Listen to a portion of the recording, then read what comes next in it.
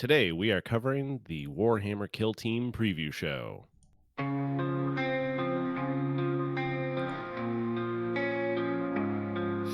the warp's dark twisted lanes, where reality's a haze, there's a space marine named Stan, passing the warp time craze.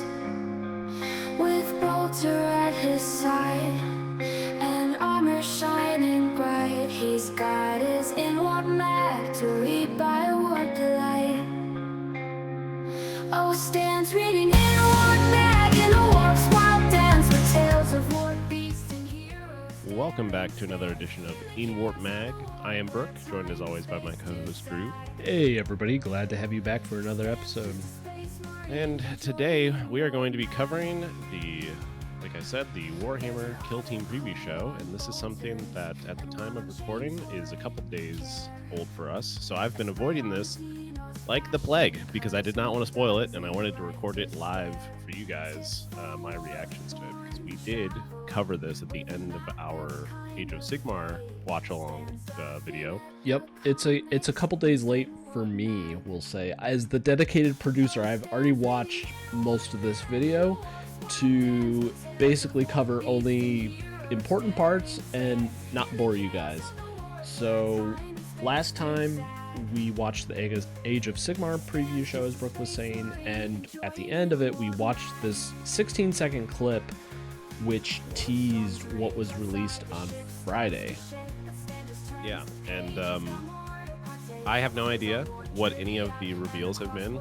I will admit, I saw an image of like a trooper, and that's all I've seen as far as previews have gone. Every time I've seen anything, That's the only spoiler you had. It's the only thing I've seen, yeah, and which I think is kind of in line with what I thought it was, but we'll get there. But yeah, that I've done pretty good about keeping spoilers. I've been completely spoiler free on what the hell this reveal show will have entailed for us. No, I think that's good, because if that's the only thing you've had spoiled, there's a piece of it that I think you're going to be really excited for. So I'm happy. Unless you've seen this. Sorry, people, I'm adjusting my mic to get it good. There's a piece in this that I'm really excited for you to see. I think you're going to be really pumped. And if you've seen what has been really circulating around, that's fine. I don't think it's spoiling anything big for you. So, well, I can tell you that I haven't. So I was talking to you a little bit before we started recording, but I was hanging out with a friend of the show, Bill, and he had said something similar to me, that he wants to hear what I think about something that he thinks I'll be very excited about. And he's like, I can't tell you. So he knew about you hadn't seen it yet? He knew I hadn't seen it. He was good to Nice. me and didn't give me any spoilers, but he also said almost the exact same thing that you just did, which is funny. Yeah, you're gonna be pumped. I think you're gonna see the beginning of this trailer when we watch the full trailer, and you're just gonna be like, oh, I know what it is, but you don't know what it is. You're gonna you just have to wait. Okay. All right. So let's get into it. Let's watch this 16-second clip again. Let's try not to pause it except like at the end to so they tease something in this trailer just to give some context. And last time we were kind of predicting what we thought it would be, probably rather poorly, but I think we were kind of close. I'll have to go back and review the film, but we're not that far off.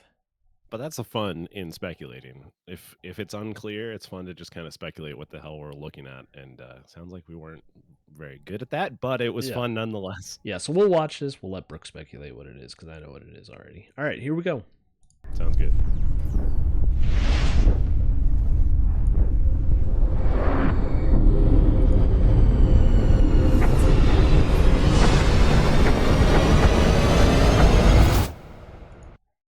Oh, okay. Snap. All right, let me go back to that. There we go. Okay.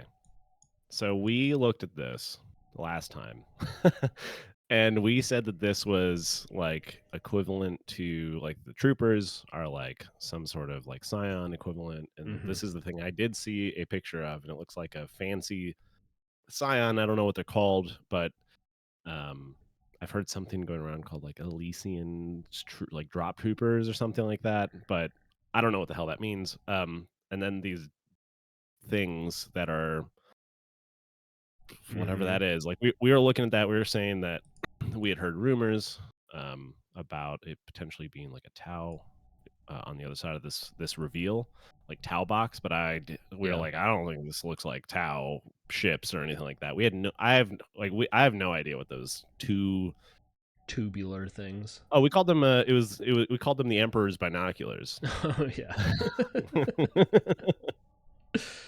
That's what they are. I mean, if they're not that, I'll be disappointed. If they're not the Emperor's binoculars, then I'm gonna be very disappointed. That's not a horrible guess. Yeah, it's a really good teaser though. I like this. I like all the flak, exploding in the sky, and then these drop troopers. They look cool. So besides the Emperor's binoculars, you think it's some kind of Tau thing? You said we were speculating that it was like maybe ships, but we were like talking about Tyranids. Tyranids didn't really make sense because they're gonna look completely different. Yeah, organic. But like we were thinking, look very this engineered. It was like, oh, is this like a Tau ship? And then I didn't think it looked like anything Tau would make because it didn't look fish enough. It didn't look sleek, and it wasn't like I think I might have even equated it to like Covenant and Halo. Like they have that like sleek look to their stuff a lot of times. I mean, it kind of looks like a giant mushroom here. Kind of. It looks like this is like a deep reference. This looks like one of the ships from Eve, the Titans for Amari. Oh, it kind of looks like the Pillar of Autumn, but two of them. They're sitting side by side. I don't know, and it looks like it's like, now that we're looking at this again, there's like a city in the background, and it looks like they're crashing into the city. So I don't know what the hell is happening. It looks weird. I'll tell you what, this image. It's so confusing on what it actually is. When you see what it actually is, you're gonna be like, huh? Okay, all right. Well, should we go to the actual reveal show then? Yeah, let me get the link. Give me 1 second. I'm gonna hide Chrome for a second and get the actual one ready to go. Yeah, I enjoyed speculating on this with you in our last video, but I also enjoyed speculating on what it was with like Bill and doing that. Oh, here we go. Sorry, pause it. There we go. Okay. All right, so let me get Chrome back up, make sure our viewers can see what we're gonna see. Right. All right, so now we're cutting to the preview show. So the preview show has what was released on Friday. So if everybody watched what was released on Friday, which was a trailer for the new, well, I won't spoil anything. It's a trailer for stuff, and they play that at the beginning. And we're going to be joined by our good old friend Lewis in a minute. So yes, that's exciting. Yes. And what socks is he wearing? I don't know. We'll find out. He's got a real hip earring too. Oh wow! All right, so let's watch this trailer. And we'll try not to pause too much, other than, to interject with our thoughts that, we don't want to copy what... Am I free to pause it whenever I want? Yeah, we don't want to copy what Games Workshop has done. They put a lot of work into this stuff, so we want to interject our own thoughts into this. All right, ready? Yep.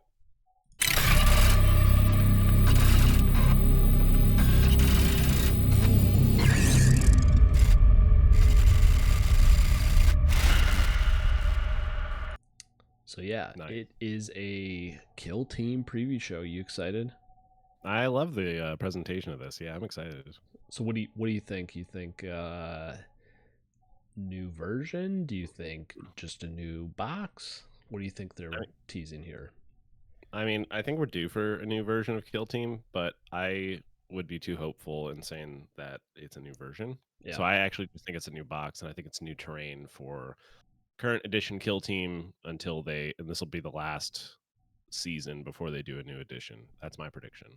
All right. And I do think it's like the Vespid other half still. Oh, all right. Here we go. All right. Hi, my name's Lewis, and welcome to the Kill Team Preview Show. War rages eternal in the 41st millennium as we take a look at the amazing new edition of Warhammer 40,000 Kill Team.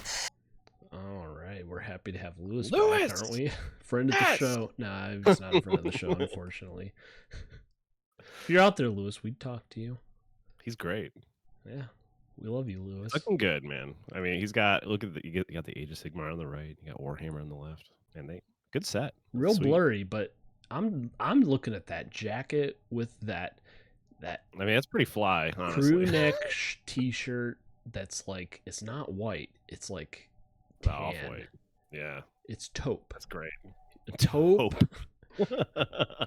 Crew neck t-shirt with a very stylish Maybe we just didn't see his blazer.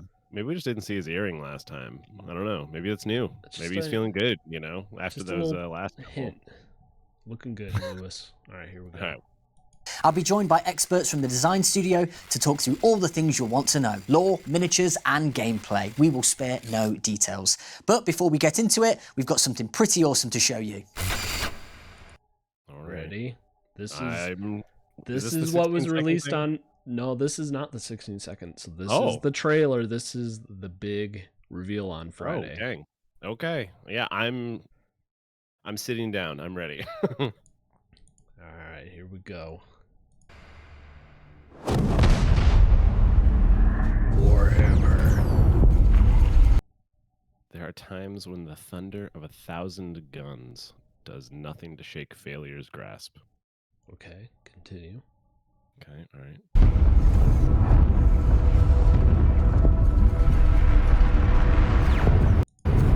Oh.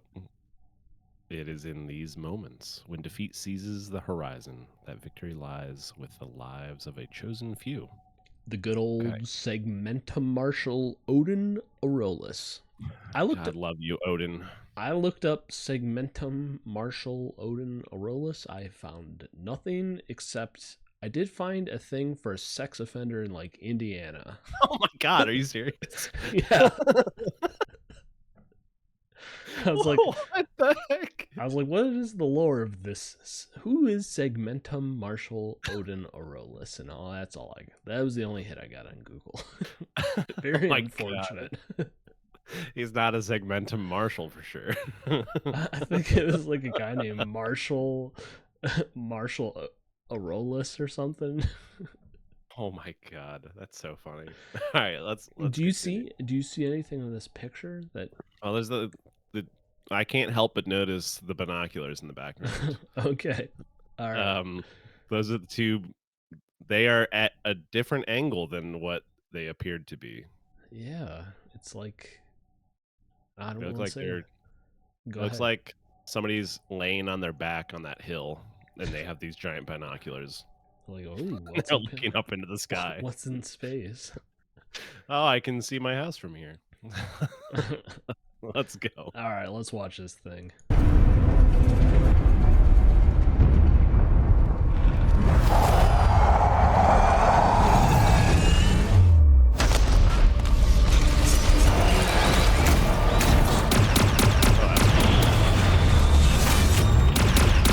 Tau!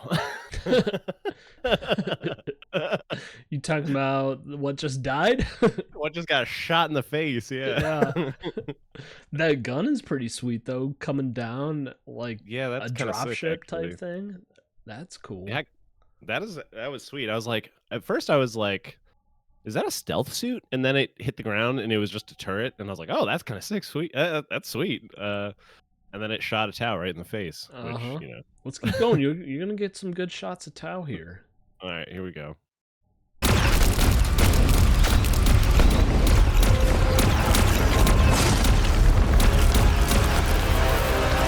You think he's gonna Okay. survive? No, absolutely not. He's a Xenos, and we're watching this typically from the point of view of the humans. You Yeah. know, so he is super dead. Okay. He's gonna look up, and something's gonna kill him from the other side of the wall. Yeah, let's find out.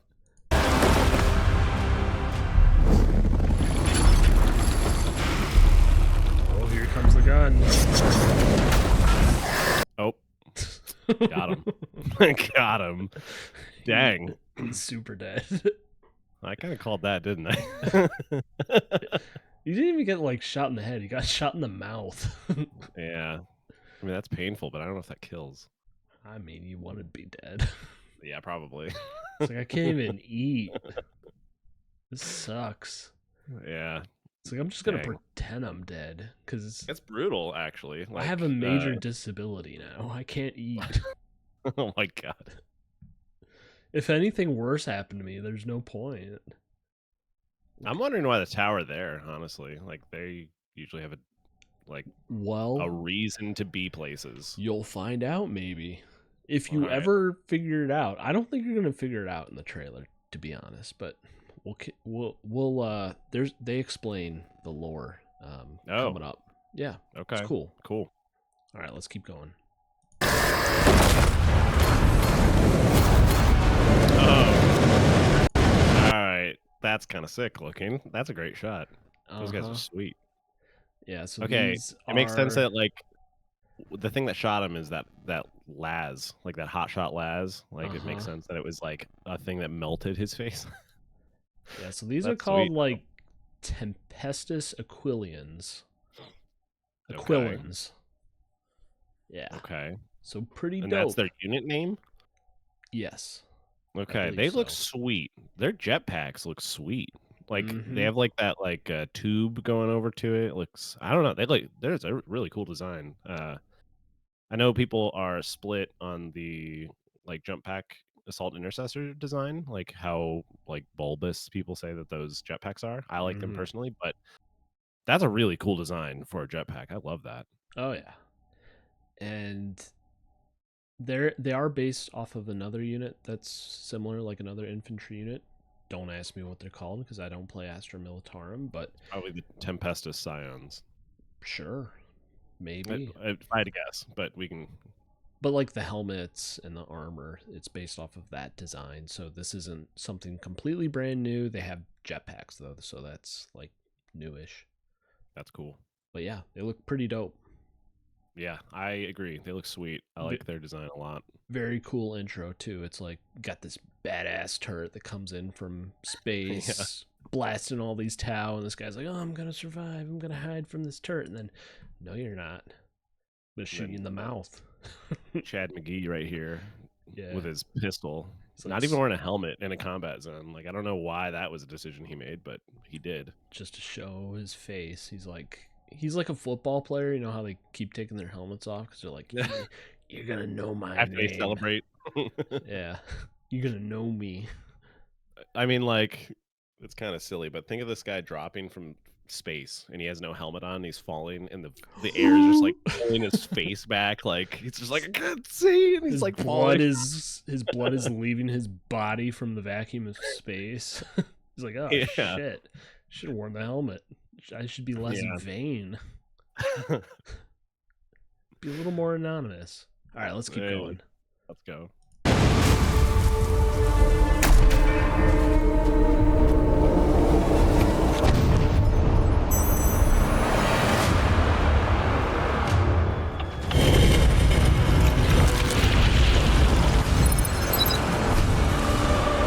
Okay, that looked like a gun.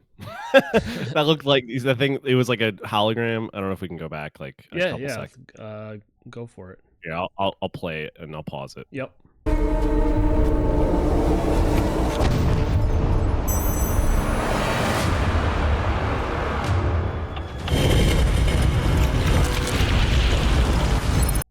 Yeah, that looks like a turret. Mm-hmm. Because it's got that like round thing that the two binocular go into. But yeah, it looks like that looks like a turret to me. Well, I'll tell you, you are correct. Okay. I didn't figure it out until they told me, so I'm an idiot apparently. I saw that and I was like, oh. I didn't have the teaser in my mind when I watched it. I just watched it and I was like, oh, cool. And I didn't like even think of like, oh, what were those two big round things in the sky again? So I've been literally staring at everything that had to do with that since we started this. I was trying to figure it out the whole time. Yeah. So those are turrets. So if you're wondering why the tower attacking this planet, it's like, well, there's a planet with 2 really big guns built into it. That might be really important. Did Palpatine make it? Was he the Probably. one who made it? It's the Star Killer base again. Yeah, It's Emperor Palpatine. It's the Emperor. Uh-huh. All right. Yeah, okay. Let's keep going. Let's keep going. There's a really cool shot coming up I want you to see. All right.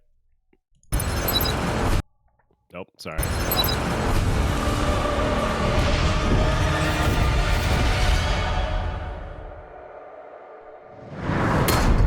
Love Whoa. that shot. That's cool. Did you see them falling down Yeah, that huge that was- space slowly, like silently? Yeah, that was sweet. Yeah. Can This we go back to the still of that? let's see if I can get it back there. It's kind of hard to see you in went- this thing. You went forward a little. There There we it go. is. Yeah, you can That's see these little dots just like falling down, descending into this, I don't know what you would call it, ruin. It looks like it's moving. So is it like a, I don't know, like a transport, like, I don't know, almost like a rail system, like a huge rail system that can move stuff of great Maybe. importance? I don't think looks I don't think the setting is wholly important, but it's just a really cool shot. You got the like light beam shooting down. You got a few guys that are descending. I don't know why they're not descending all together, but whatever. Scale of this is sweet. Yeah, the scale is awesome. And it's too early for Easter. I'm not sure why they have the giant Easter bunny egg there. Yeah. They're growing a big old Tyranid thing. It's a big Tyranid. They're growing a giant they're growing a giant Crute. gun. That's how It's a giant Crute. Oh, that's what it is. Yeah, it's a giant Crute. Ew, God, that would be. It's a big old Can you imagine bird. imagine like a Titanic scaled model that is a Crute? It's just this big chicken. Comes out and goes, "Caca!" Just starts like pecking people on the ground like a chicken pecking at seed. Starts eating up these Imperial Guard guys. Dead. Just picture like that whole egg cracks open and this full-grown chicken walks out and starts like Yeah. attacking them. But it's for the Empire though, so the Imperium, it starts attacking the Tau. Comes out with that same beret as the other guy. It Uh-huh. comes out with a beret. Yeah, a nice red beret on top of its head, chicken head. All right, I want you to see what's coming up, so you're gonna right, be let's go. excited. Let's go.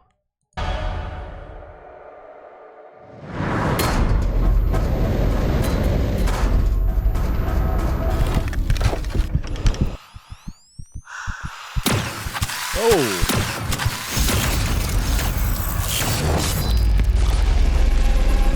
What is that? Is that a Vespid? Uh-huh. Whoa. They are kind of creepy. They are really weird looking. Yeah. I Okay, love this little that's- slow-mo shot here too. The blade and lining up a shot on this Vespid. That was like when I saw it like appear, it reminds me of like it's been a Halo thing all night apparently. It reminds me of those buggers in Halo. Oh, Like it just yeah. came over the horizon and shoot them down real quick. Like Yeah, they're kind of like shock troops or something. yeah, that was crazy. Just come in, Okay, quickly screw them up. can you navigate us back like 10 seconds, then we can start this whole scene again? I won't pause it this time. Mm-hmm. Yep, let's go from here. All right.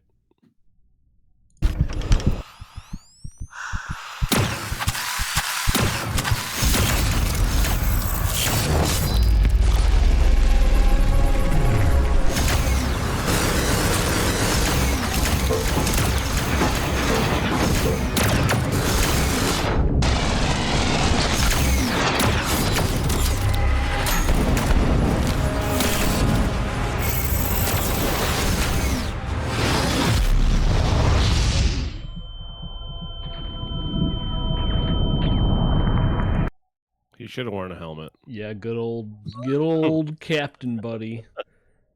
Should've Okay, worn that his was frickin' sweet. helmet. I didn't realize the Vespid would wear the helmets as of Tau. Like that one had a helmet on. Yeah, I didn't either. And you'll And then the you'll one had the see some sculpts coming up too, maybe wearing those helmets too. Okay. That was a 16, by the way. Like, holy crap, that was cool. Mm-hmm.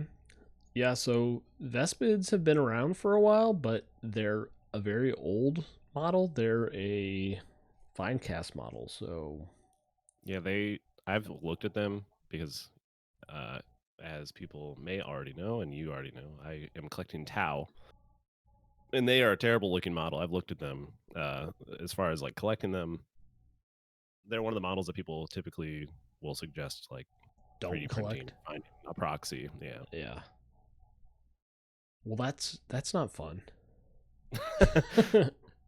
We can't support our Lord and Savior Games Workshop if we buy or if we 3D print or buy a proxy. Well, it's like there's some things that are easy to buy proxies for, but that's not something easy to. How am I going to find a Vespid proxy really easily? Orcs, you can find lots of proxies. You can, well, of course, you can 3D print stuff, but there's all the Orc stuff too from Age of Sigmar. So there's plenty of options for kit bashing stuff to work for you. But like a Vespid, how are you gonna proxy that real well other than 3D printing? A lot of people that I see is you print off a jetpack, like wings of like mechanical style jetpack, and you put those on like a Pathfinder unit or like a Breacher squad, and you put whatever the weapons that the Vespid have in their hands instead, and you basically have like the shock troopers be more traditional jetpack guys. Okay. You call them Vespid, right? You proxy them as that. Yeah. Well, that's just not shaking it. You know what I mean? It shakes it pretty well for space marines. They do that with everything. Yeah, that's true. Our shock trooper, throw a jetpack on them. But Is our. They're a different race completely, so they're like a different alien race. Yeah, you need to. That's like there's plenty of Kroot stuff. There's plenty of what are they called? Fire. Well, it's just like the traditional Tau. The Firecast is like Firecast. Yeah. But they're their own alien race, the Firecast, which are Tau, the main alien race of Tau. And then there's Vespids, which are just have been stuck with either people gluing wings onto Pathfinders that are Firecast. They're not Vespids, people. Yeah, well, all right. We're gonna be sticklers with what is a Vespid. So you can glue wings. You can glue wings on your Pathfinders all you want, but they are not Vespids. After seeing the Vespids, they I hope their models look cool. They look cool in this cinematic. I hope their models look cool. We'll see. Yeah, I will see. If you're gonna make Kroot, would you just start like shaving away plastic off of a Pathfinder? You're like, that's a Kroot. He's skinny now. Yeah, you just take all of the armor panels off. You're just left with the skinny arms and legs. And then you glue a beak to his face. Yeah, I mean, that's what I would do. if it was 1988. Yeah. But we have tools now. We have things for these things. We can make actual Vespids. Yeah, that's fair. I hope they look really cool. I'm always a little hesitant.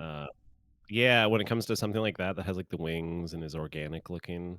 Especially they do if a they're great flying. job. Especially if they're flying, because it's like, oh, are they going to be on one of those flying stands that sucks? God, I hope not. If they're on a flight stand, then that will suck. That'll be a big mistake. Yeah. All right, let's finish up this little trailer. Yeah. All right.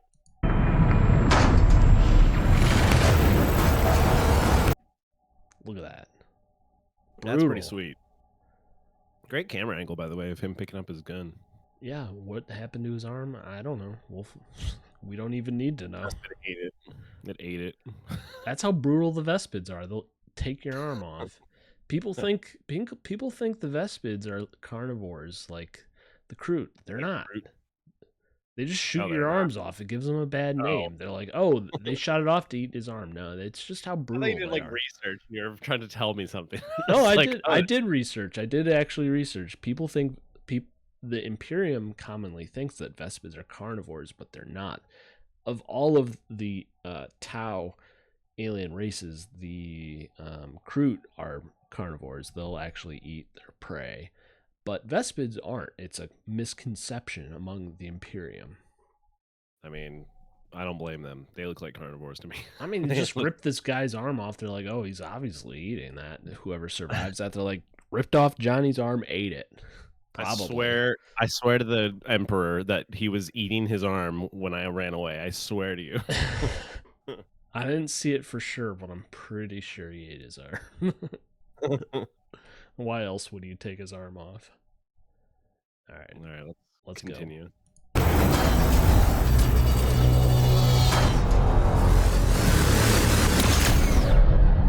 Oh, that was the end. Dang. Yeah, the stakes just got higher. That is the slogan for this preview trailer.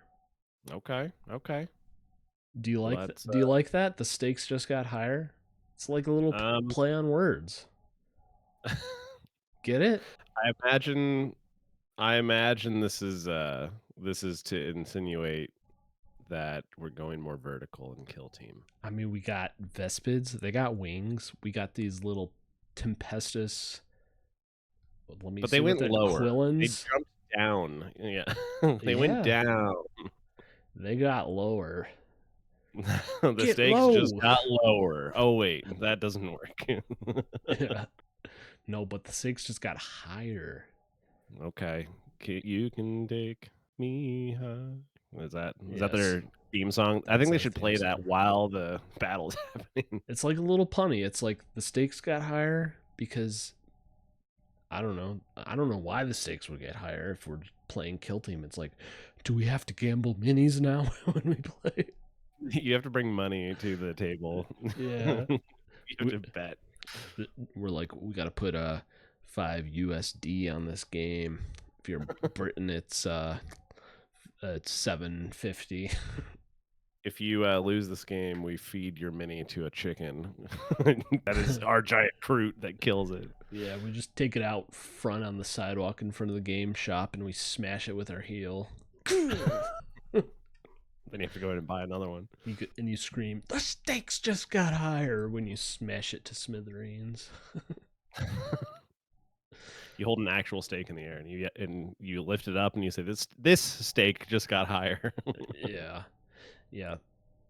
All right, so this is what comes after this is kind of long, so I don't think we're going to watch the whole thing. We're just going to watch till we like kind of get the gist of it. So there's a few things that I want you to hear, and then once we're done, we'll just kind of stop and give our final thoughts. Sound good? Yeah, sounds good. All right, let's go.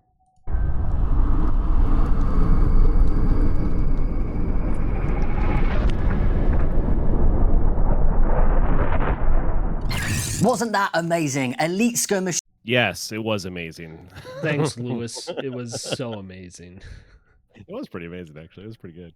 Yeah, I liked it. I watched it 2 or 3 times on Friday when it came out, just to be like, well, I probably would have watched it once normally, but I watched it multiple times to be like, all right, what is going on? Because I wanted to like figure stuff out, as you know, putting my producer hat on and just trying to figure out what to talk about. Yeah, let's continue. And I actually thought when they showed that splash screen, I thought that we were gonna see a big number 3 like hit the logo to be like, it's 3rd edition. Who knows? Stay tuned. We'll see what is getting teased. All right, let's go. Go ahead. Oh, all right. In the grim darkness of the far future never looked so good. Don't worry if you missed it, or if you want to catch that again, we're going to be showing that video at the end of this preview. Right now, though, I'm joined by Wade and Elliot from the Warhammer Studios to chat about the new edition of Kill Team. Guys, welcome to the... Wait, what?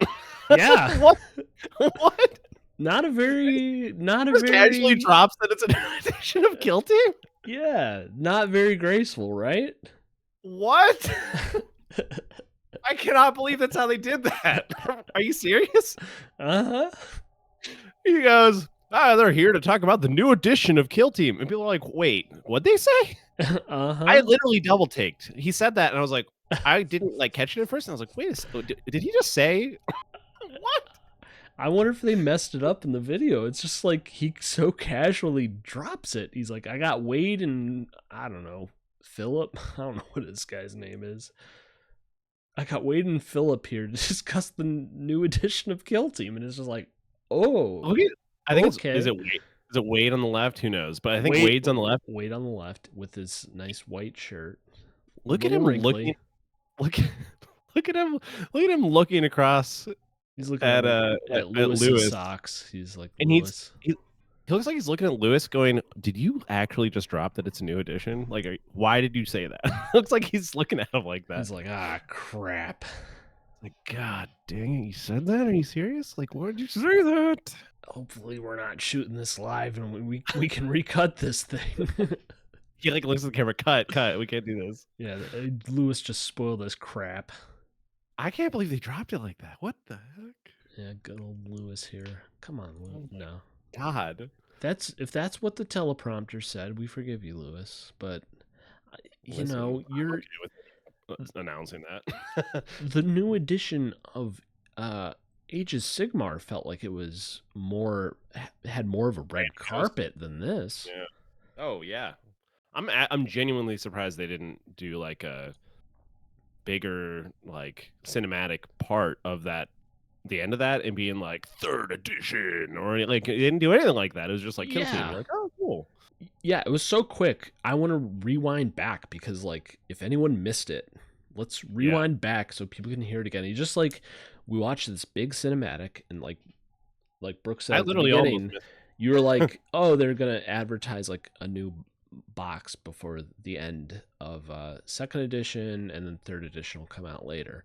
But no, this is 3rd edition, and there's not I mean, we got fanfare, obviously. We have a cool cinematic trailer, but come on, like this is a new edition. Like let's shout it from the mountaintops that we got a new edition.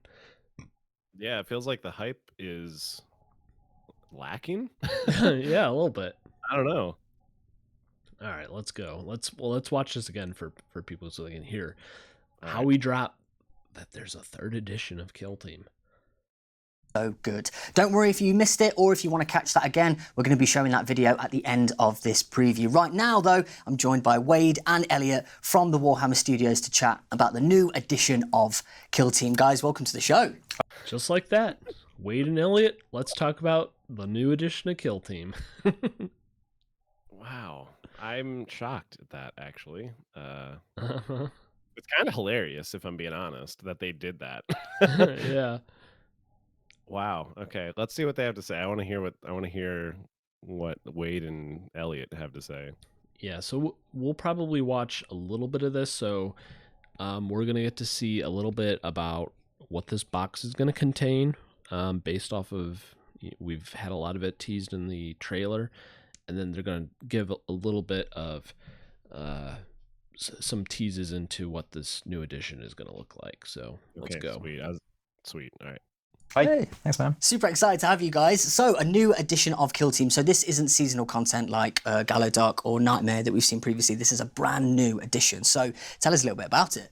Cool. So yeah, so it's a restart in a way. So we have all of our factions getting new rules. But what we've done is we've looked at the core rules from the previous edition, and we thought we're pretty happy with this. We like where Kill Team's at.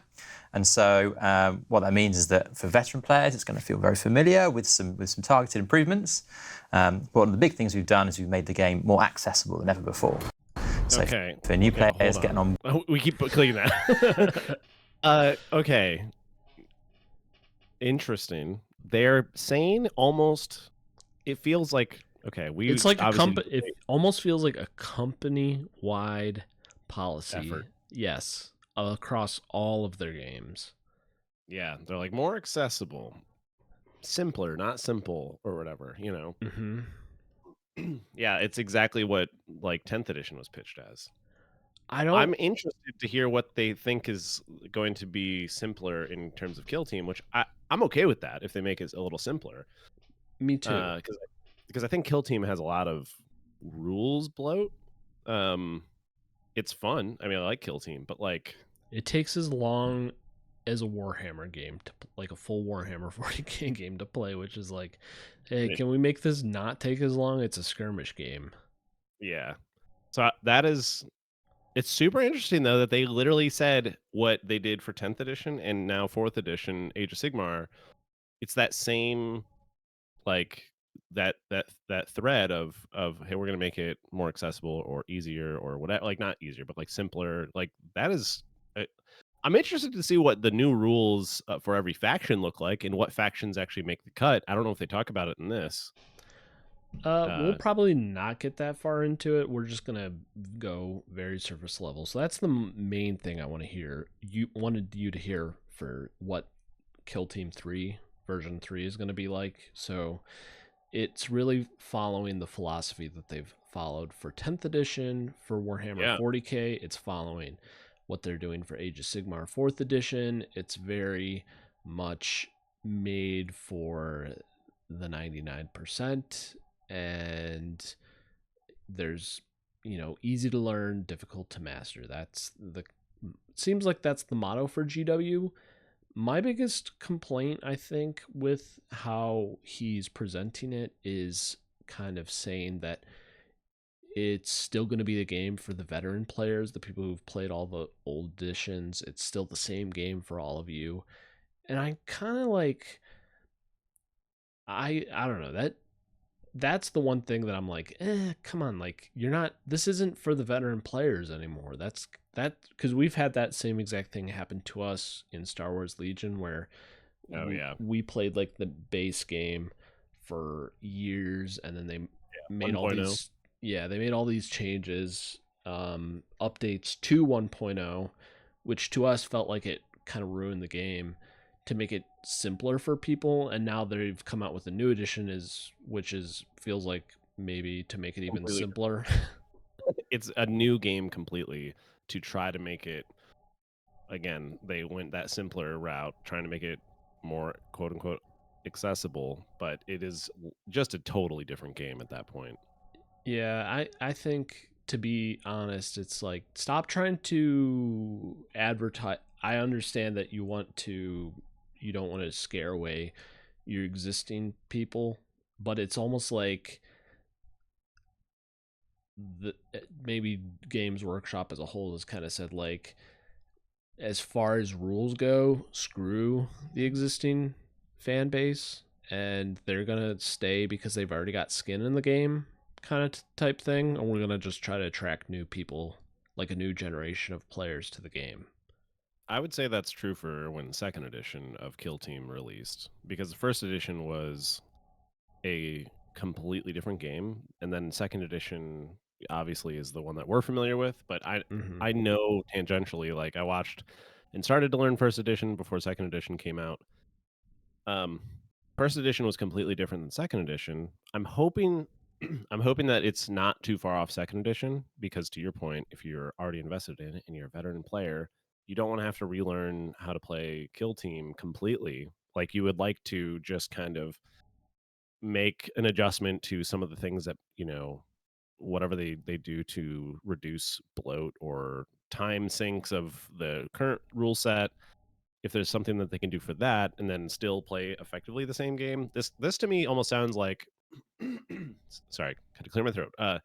This to me sounds like when a video game company is trying to find that core gameplay loop, that like 30 seconds of fun and then you just play it over and over. Like, you know what I'm talking about? Like it sounds like that to me, and it's like that balance in a board game where or a miniature game.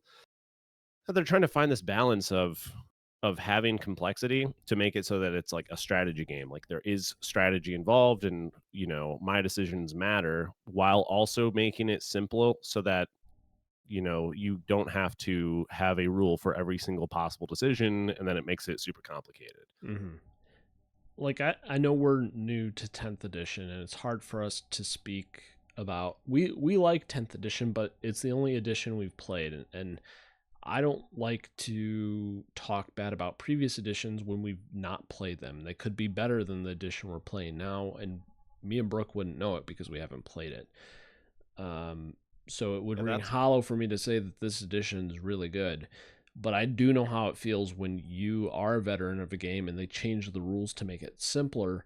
It kind of feels like they're ripping the game out of your hands and giving it to new people. And in a way, that is exactly what they're doing. Because once you've become fully invested in the game, you might have all of the armies that you're ever going to buy. They're not advertising this game for you anymore because they've already milked all of their profits out of you, and they're essentially moving on to a new generation of players. They're designing a new game that they're going to advertise as being simpler to sell models to new people who haven't played the game yet, because that's where the most profit's going to be. Yeah. And the whole reason that we constantly go back to talking about Legion or Kill Team is to pull on our own experiences and try to apply them to what we're experiencing now. Because to your point, we didn't play 9th edition. We played only 2nd edition of Kill Team. I started to learn the 1st edition. Yeah, I mean, I hear that like it feels bad when they come out with a new edition and they're like, it's simpler, not simple, and they like are trying to cater to these new players and veterans. Where in Legion example, where like this is not the game that I fell in love with, but I don't know. It's hard for me to be like super critical of that because they are a business when it comes down to it. Like they have to. Well, let me just say this real quick. It just feels empty when they say it's for veterans because you don't. Yeah. For me, it's hard to believe them that they're making simple rule changes for veteran players, because that's not really what veteran players want. They've learned the rules as they are, and it's like, in a way, they want an enhancement of the existing rules where they don't want it to be like, I've mastered the way to use these rules to my advantage. And then it's like all of those things that you learned to do to your advantage because you are a veteran of the game, we're getting rid of that because we believe that gives you an unnecessary advantage, because you've invested the time. That stuff hurts as a player. Yeah. I will leave my judgments about 3rd edition Kill Team until I actually see the rules, because we have no idea whether like when they say that we made it simpler, is that clearing up some of the wording? Because one of the things that is a criticism that me and Bill have about Kill Team is that some of the wording is like very hyper specific, and there's these certain words that you have to look for that like trump other rules, and you're like, I wouldn't understand this until I actually dove really deep into the rules and like had to read like FAQs and whatever. Mm-hmm. Like there's rules bloat that can be simpler and it could read a lot easier, and that could to me read as we're making it simple, not simple, like simpler, not simple, or making it more approachable or whatever. Like things that they're trying to pitch in this, like that could be the equivalent of that. Or they could be doing the thing where, like Legion, where they basically make it a whole new game, and they pitch it as being simple or simpler, more accessible, and it's just a completely different game. And they kind of take what and literally just throw it in the trash, and then you have to relearn how, the veteran aspect that they keep, saying like, oh, veterans don't leave. Like we appreciate you, and we think you're gonna like it. There, please. Yeah, we think you're gonna like this too, but in reality, that's just lipstick on a pig. Like it's literally just surface level. We're trying to keep you here and buy another box, maybe. Like, please buy our book or whatever. Yeah, and I'm not speaking. What I'm saying, I'm not speaking on what this new version of Kill Team is going to be necessarily. It's just the trend among all war games as a whole, where we're moving to this simple, not simple kind of mindset among rule creation, where I don't know, it just removes a lot of player, I don't know, like the way that players can drive the game, where leaves the rules more open, and I think the more that you button down the rules and you leave rules not in the hands of the players to interpret, it makes the game a little less interesting. But and again, I haven't watched enough of this. I watched about the first 15 minutes of this video, so we're not going to get much further than that tonight. But as we learn more, maybe we'll comment on it more on what we think. But it's a little worrying of a trend for me that we keep moving this way. But maybe we're just like, old man screams in the wind type thing. I mean, okay, so to your point that this is a trend, it was obviously an effort in 10th edition. And we like 10th edition. And we're new, but Mhm. I really like 10th edition. I think it's a very, like, in my opinion, I think it's a tight rule set. I think it's great. I think it's a great rule set. And I think that from what I've learned about the ninth edition, it seems to me, and again, I didn't play it, so I don't have the experience. It seems that they removed some of the unnecessary bloat, yeah, or like overhead that ninth edition introduced. And it seems like a lot of people, even veterans, do appreciate that side of it, and some people don't because there's not as much customization, like in list building. Like the war gear is all free, and people don't necessarily like that. Like that's a controversial one. Mhm. But I just want the to trend, avoid simple for the sake of being simple. yeah. I mean, my point being is that the trend is going simple, not simpler, not simple. And we joined a game because of that, which is 10th edition, and we really like it. Mhm. I am I think I'm more open-minded when Games Workshop is going to do this because we literally got into 10th edition because of that. I'm more open-minded with Games Workshop because I think they handled 10th edition really well as like the rule set. I think they actually handled it extremely well. And maybe that's controversial opinion, but I think they handled it extremely well to cater to a wide variety of players.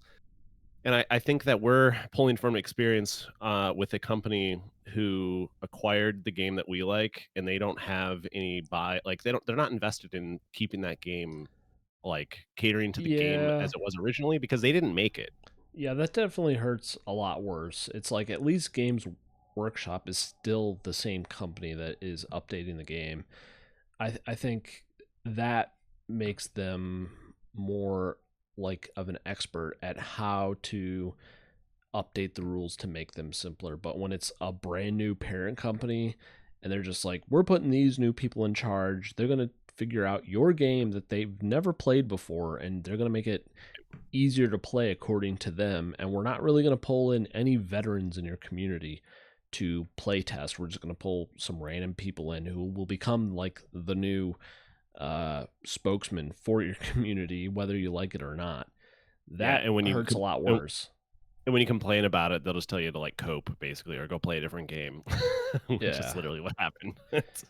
Yeah, But so I that's feel like different, but I don't want to discount veteran players and their opinions either because there's I've seen some recent polls where people were asking, if you've played 9th or 10th, which edition do you like better?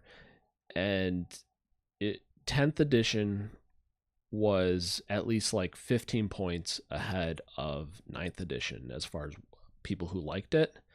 But then wow. you go in the comments, and all of the comments are about how 9th edition is better. So you really have the majority who like 10th edition right now, but there's this very vocal minority who think 9th is better. There's lots of things about 9th that these people really love and they like. And you shouldn't discount those people at all because I don't know. They all have important things to say too. So I don't think you should discount these veteran players who basically brought the game to be what it is today. You know what I mean? Yeah, and I feel like Games Workshop, or other companies that do this kind of thing, I feel like they have an idea that there are they understand that there are people like that, and they want to try to bring those people into the fold in a new edition like this. So, like for Kill Team, using that as the example, there's a lot of people who, when they played first edition, that they really liked first edition, and then when second edition came out, it was so different that they didn't like it. Mm-hmm. And when they pitch these as being like, all the veteran players, we want to bring you, like, we respect, you guys, and we want you guys to enjoy it too. We're not making it super simple for you veterans. Like, when you jump in the game, you're going to know exactly how to play, almost with a few tweaks or whatever. Like, they're trying to cater to those people to try to, like, keep them happy. Mm-hmm. And it's an intentional effort, or else they wouldn't even mention the veterans, right? Yeah. I So I feel I like guess if they're mentioning the veterans, I just don't want them doing it facetiously, just saying like, "Oh, we're making this for you too," and it's like it's not. You know what I mean? yeah, yeah, I understand that fear. I don't I again, we don't have as much experience with Games Workshop, but I personally I don't take their uh like I don't know. I don't take this as lip service, is what I'm trying to say. I don't take it Yeah. as lip service that they're trying to just be like, I think buy I'm our next scarred. box.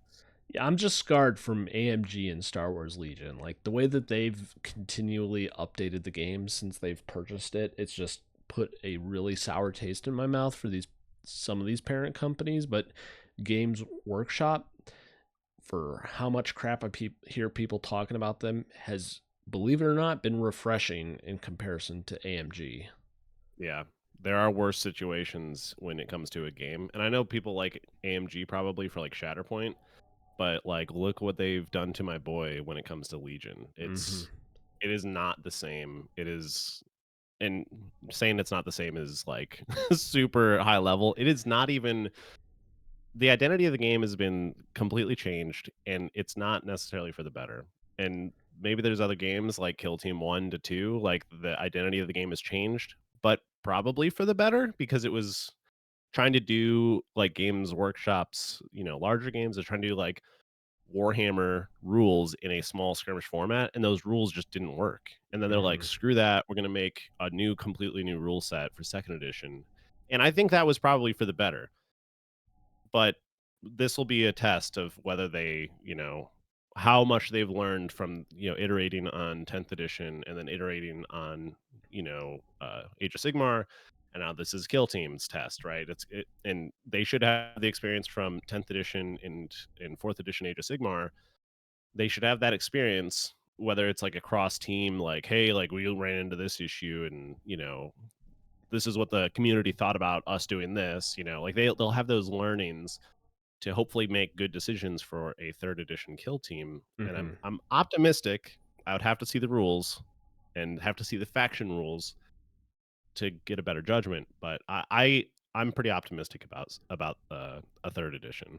Yeah, I think this will be good for us to judge how Games Workshop goes about handling the new editions, because we have more experience in Kill Team 2.0, and this will give us a lot more insight, and maybe we'll be able to relate better to veteran players of Warhammer 40k who dealt with the changes from 9th edition to 10th edition, for example. Yeah, it will be interesting, definitely, for our experience, because we didn't have the 9th to 10th, like you said. It will be Mm-hmm. very interesting to see how this is. Yeah. It might actually impact our opinions of GW, how this actually goes.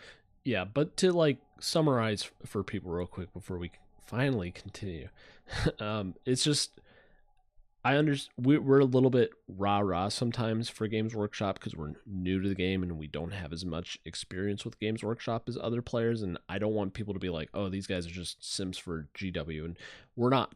We're completely not that. It's just we're going off of our experience with GW so far, and we don't really have anything for us to go, GW stinks. Right. We've dealt with Yep. other things with other parent companies of other games that make us go, this company does stink. And we want to judge GW fairly. So I think this is going to be perfect for us to be able to go, oh, they did a really good job of handling the update from Kill Team 2.0 to their third edition. So it'll be cool to see. Yeah. Yeah, I agree. I think you said it very accurately before. This is very refreshing for us when we got into 10th edition, with our experience with the rules and GW compared to our experience with AMG and Legion. This has been refreshing, and that's probably why it's come across that we are maybe very positive about Games Workshop. But yeah, this will certainly be a test of that. Yep. All right, let's continue. Board, and for people that are maybe on the fringe of the game, it's going to be easier than ever to get stuck into skirmish combat. Also, I'm super excited about it. Can I be really cheeky and ask, do we have like a rough idea of when this is going to be landing? Yeah, I believe pre-order September, release in October, so not too far away. Nice. But I'm glad we didn't wait too long to watch this video, so you can pre-order yours. Yeah, dang. Yeah, that's exciting. That's a good timing, actually. Yeah, we're like 2 weeks away from that, so you can pre-order yours soon. Yeah, I probably will. I know Bill and I have been talking about this box, and they had been teasing, like, people had been speculating that was Vespids, and he's like, if it's Vespids, do you want to split the box? And I'm like, yeah, because I collect Tau and he collects Astra Militarum, so it's going to be perfect if this comes in a box with all the all the core stuff. Mm-hmm. This will be a good box for us to split. Yeah, I was going to bring that up as I was doing my producer work. I was like, oh, this would be a perfect box for Brooke and Bill, friend of the show Bill, to split with the Astra Militarum. I don't think we've talked about that necessarily in an episode with Bill, but yeah, Bill's a man of many hats. He plays Space Marines, he plays Grey Knights, and now he's playing Astra Militarum too. So Bill is all in. Yeah, it's pretty cool. Yeah, he has 3 different factions that he's playing right now, which makes it a lot of fun to play against him because you don't know what he's going to play. Yeah, I'm just an orc boy at heart. I'm too poor to play anything else. They cost too much. Yeah. All right, let's keep going. But yeah, that'll kick off the season for us. So we'll have a year's worth of content with that new edition as well. So yeah, lots to sink our teeth into coming October. Very good stuff. So we just saw that awesome cinematic as well, and I think I saw a giant gun in there. I think I did. So probably did. Okay. I didn't until Lewis told me. You're like, wait, there was a gun in there? I was like, when he said this, I was like, yeah, there's that cool little gun that dropped from space. That was cool. Yeah, they don't. Do they explain it here? Yeah, they do. That's what I was like. Oh, that's what that was. Oh, okay. Yeah, this is when I figured it out. Stupid old me. Well, let's continue to see how right I was. All right. Yeah, I think so, yeah. So, Wade, can you tell us a little bit about that? Tell us about the setting of the new edition now. So the new box Hivestorm is set on the world of Volcus, which is in Imperium Nihilus in the Chalnath Expanse. We're taking the opportunity to look a little bit more at the ongoing war between the Tau Empire and the forces of the Imperium in that particular region of space. And that gun that you saw, that is the Great Gun, as it's known. Sacred Death, Massif Ballistus. So that forms the backdrop for an awful lot of the early stages of the war. There are various factions who'd quite like to be able to turn that earth-shattering power of the gun to their own ends. So, pretty cool. Who made it? Who made the gun? I think the Imperium made it. Oh, okay. So, the Imperium made it. I believe the Imperium control it, and the Tau are trying to take control of it. Okay. I think it's like sense. What you were saying with the Starkiller base from good old Star Wars. I think it's very similar, where it's you got a planet with a big gun on it and it can blow up other worlds and stuff like that. So it makes sense that the Tau would want to take control of that. You know, they're like greater good and all that. Like this thing is evil. We need to shut this thing down. Yeah, we need to have control of it because we know what's good. Mm-hmm. We are the only ones who are capable of wielding this great gun. I always think it's crazy that like they go into this effort to like build lore for this version, and I'm like, in my head I think, how much is this going to be like involved in games that we're playing? Probably like none. Yeah. Or it could be so like recently, like the boarding actions stuff has been slowly trickling out, like information about it. Yeah, and like So like one of the things that they did for boarding action is they have like environmental stuff that happens now a lot. Mhm. And like I'll give you an example. Like there's one where during the course of the game, at the end of a round, you roll a dice to see if a certain section of the ship, if all the doors like open and vent to space. So then Mhm. things inside that section get damaged based on, you know, the random events of the all the environmental stuff. So maybe they're going to take some stuff like from boarding action, and maybe this giant gun or something like it. Maybe there's going to be like an environmental hazard that I don't know. It's raining down artillery or something, or like it shakes the ground when it shoots. You know, like I don't know. Mhm. I just think that they could probably incorporate bigger like world building stuff like that into rules in that side of things. Like they have the mission rules in 10th edition that are the kind of like the environmental stuff or like the side thing that affects the game, and they could probably do something similar in Kill Team. Or the stakes will just be higher than ever. Or whatever their slogan is. Their stakes are always high. Yeah. High stakes. All right, let's keep going. So you see an awful lot of different kill teams fighting in and around the environs of the Great Gun, where they can't quite commit full-scale forces to the war just yet. Yeah, we saw some Astra Militarum in there as well. You tell us a bit about those. So they're the Tempestus Aquilons. Yes. These are Tempestus Scions we're already familiar with. These are the special forces, essentially, of the Astra Militarum. And we know that they deploy by Valkyrie, they deploy by Gravshoot. These are specially trained, dedicated Tempestus Scion troops who fight with their Gravshoot. So they drop in, high insertion, and then they're fighting with specially modified war gear, cut down las carbines, hotshot las weapons that we associate with the Tempestus Scions, but modified for the sort of rapid strikes that these forces are famous for. That's cool. That's really cool. Yeah. I love that. Tempestus Aquilons. Very cool. That is super cool. Yeah. Again, the money shot of them dropping in. It's so cool. Yeah, that's probably my favorite shot of the trailer. Just the zoom out and it's quiet and before the battle, and you just see the Tempestus Aquilons just slowly descending down into this ruin of whatever the heck this planet was called that I can't remember for the life of me.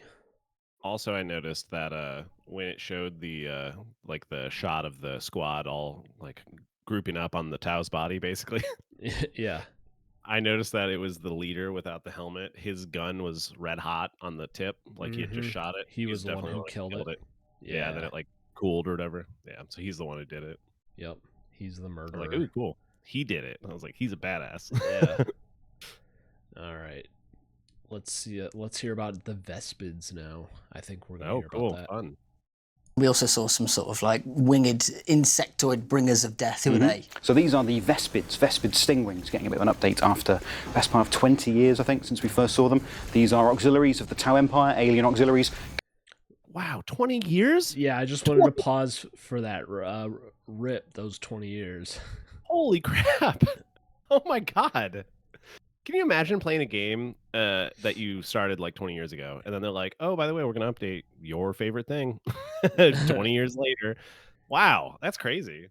Yeah, that's cool. I mean, that's the stuff we talk about with Games Workshop that we really like, where it's they don't need to do this, but they're doing it because one, they don't want this unit to die. It's part of their lore, and it's an old crappy model that nobody wants to buy, and they're talking about gluing wings onto Pathfinders. Let's not do that anymore. Let's make a cool Vespid. That's cool.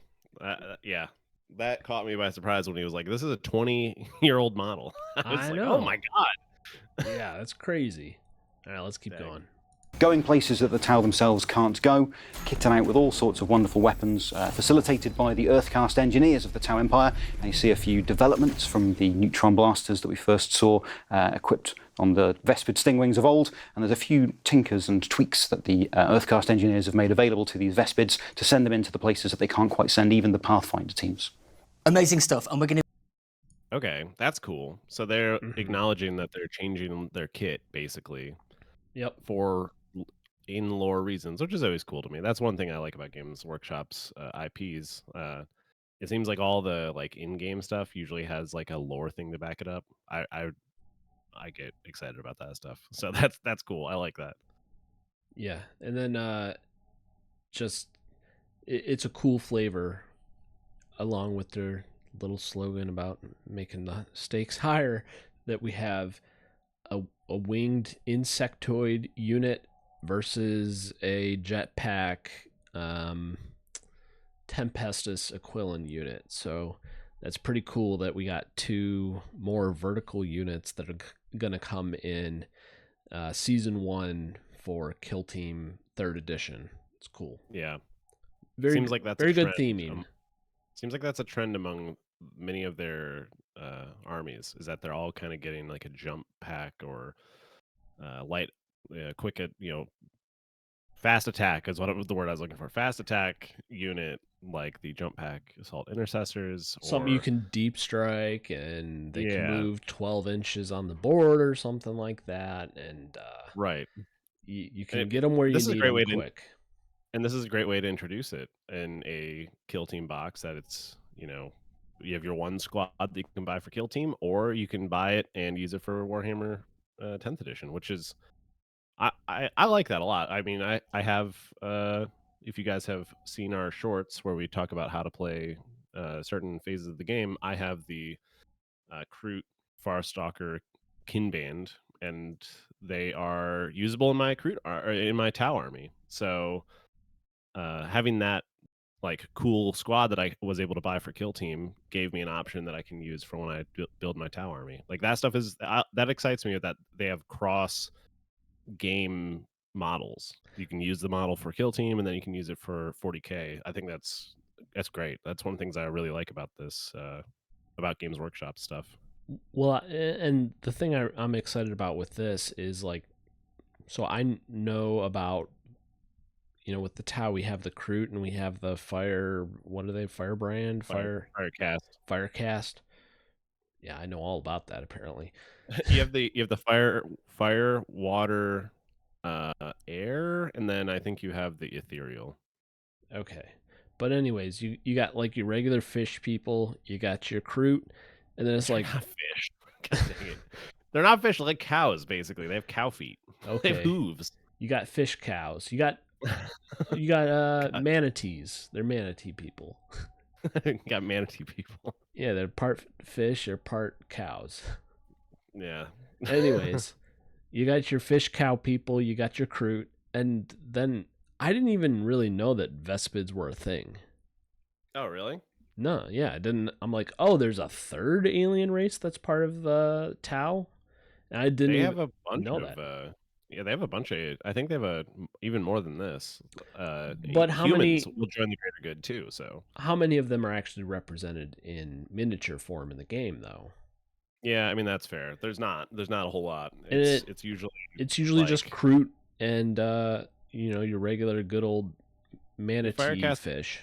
Your Firecast are typically the warriors, so that's why they're so heavily shown in the tabletop. And then you have the ethereals, which are the leaders, and they are literally leaders on the board. But are they all? They're all like the same race though as the Firecast, right? Oh, by the way, you have Earthcast too. I didn't say that before. They literally said that in the preview show. Well, is fire, Earth fire, air, earth, water, ethereal? So all of the elements, are they the same race though? I don't know. I think a lot of them, yes, but it's basically like their role in society, kind of system. Yeah, it's not necessarily built on the like race, like by race, but yeah, the Firecast is typically they're the warriors. That's why they're so heavily represented. But it's like, there's this Vespid element that has essentially been dormant because they have a 20-year-old model that nobody wants to buy, and they just would rather glue wings onto a Pathfinder. Yeah, and it sounds like, they've been dormant, and then they're like, in lore, the Earthcast built them better equipment, so now they're more useful, basically, which is cool. Yeah. I mean, I think it's a cool reason to bring them back into the fold. So it's cool because in Warhammer 40k, you're going to be able to buy Vespids that are actually Vespids, and they're going to have whatever Vespids have currently in 10th, but you can feel good that you have actual Vespids and not Pathfinders with wings on them.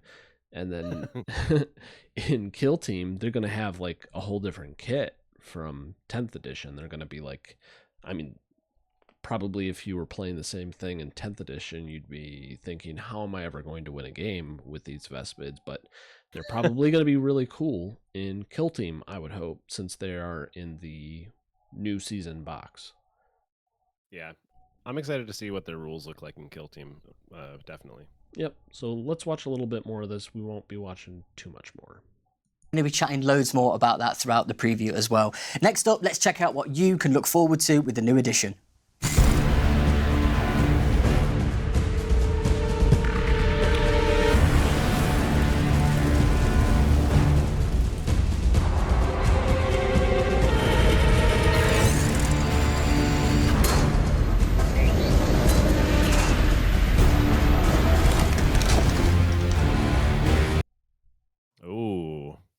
Good pause.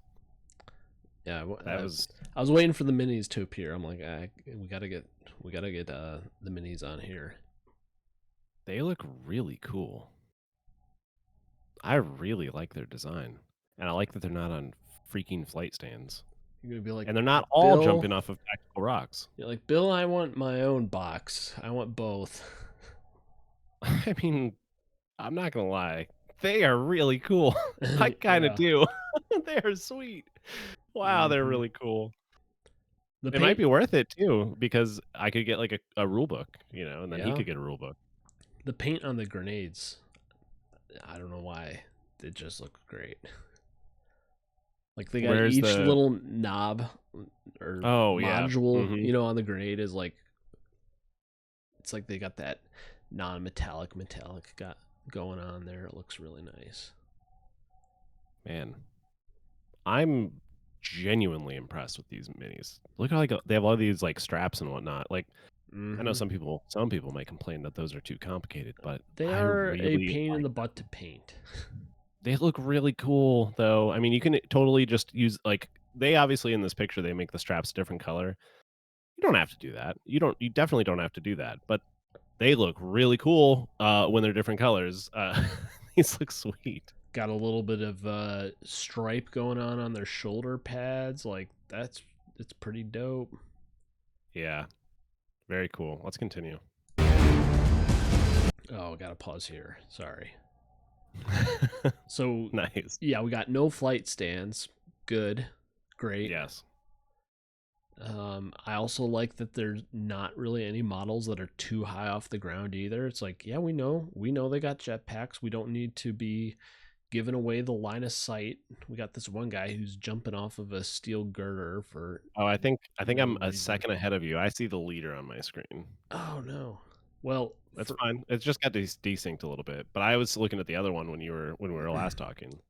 Yeah, so I was looking at that one. Oh, okay. Well, yeah. Now everyone can see what you were talking about.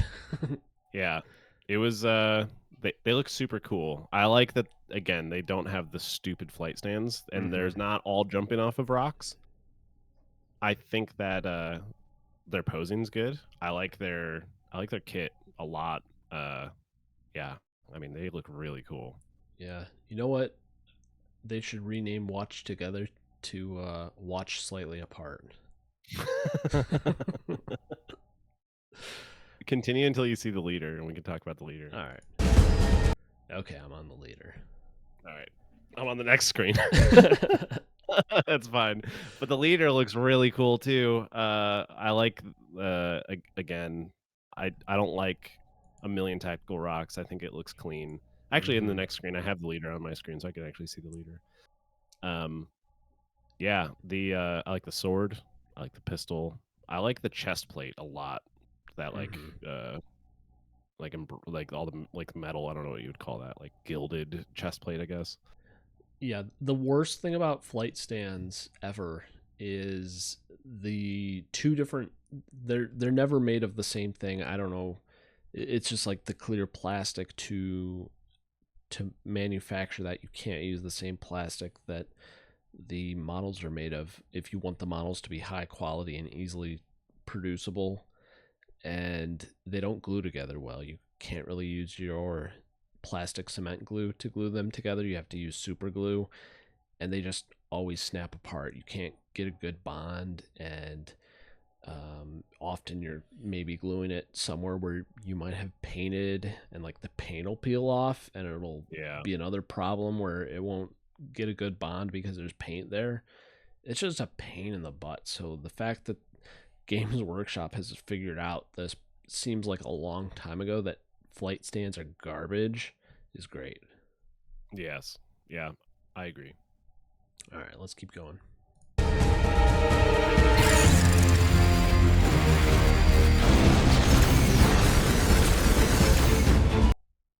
Are you on the Vespid? Yes.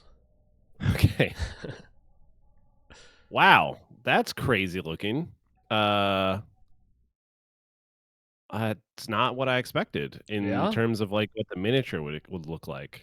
It's a bug. It is what it is, you know. They're not trying to. I feel like they're not veering off of what it was. No. But I'm just looking at one single bug. Is that what you're looking at? Yeah, that's what I see. Yeah. Okay. It looks really cool. I mean, wow, that is not what I expected. And I don't know what I expected, I guess, but like it has like the whole stinger thing and everything. Like it looks like a freaking wasp. It doesn't scream Tau unless you look at the gun and you go, "Oh yeah, that's Tau." But I think that's kind of the point, right? I mean, Kroot don't really scream Tau to me either. No. Yeah. So I mean, it's cool. It's cool because like when you, the pitch when you play Tau is that you're going to play all these different races that all are basically part of a the greater good, and you're going to get to play them all. And then as long as those races are the fish people and Kroot. Yeah, you're like, I hope you like blue cow people. If you like those people, then you're going to like Tau people. Yeah, and until recently, the Kroot didn't have any representation, barely any. They had like one kit or two kits, two good kits, I'll say. And then they had their revamp. But this is cool. I mean, revamping another kit of another race within Tau, I'm super excited for it. They look really, really, really alien, which is obviously like majority of the crap in 40K. Well, not majority, because the majority of Space Marines. If like half of the stuff in the game is alien, these are the most alien looking things I've ever seen in the game, I think. Go ahead and keep playing, and when you get to a shot where we have like multiple Vespids in it, go ahead and pause there. All right.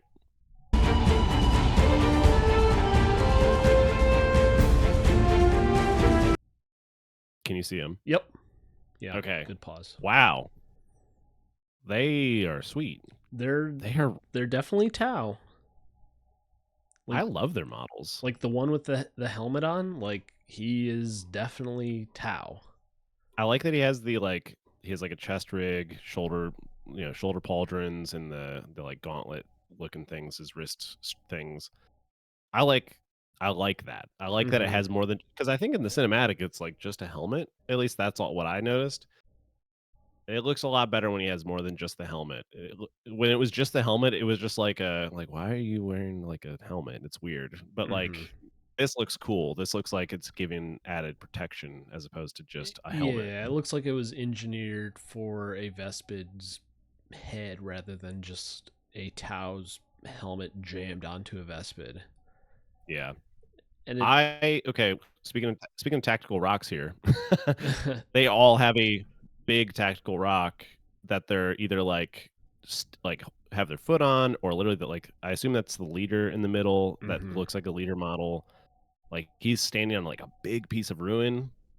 I love that for this squad. Thank God no flight stands. They look a lot like Storm Boys. Storm Boys got the same exact thing going on, which they're older models, so it's like I said, they figured this out a long time ago to not use clear plastic flight stands that are made of a different material than the actual model, which is good on them. This is going to be easier to build, and it's going to look way better. Also, very dynamic posing, and I don't know if these are going to be multi-pose, but doubtful. The way that they're, I would doubt as well. But they look really good in their posing that they have right now. They look really cool. Yeah, they're very nice looking. It's like you got the alien Vespid, and it's kind of the little grunts. They're holding what it really looks like a Tau weapon, and then you got your leader, who's definitely, he's got Tau armor on, and he's got the same thing going on with the gun. It's really cool. Dang. All right, I'll continue and I'll pause when I get to the, like, another part that I like. I think looks cool. Okay, go ahead.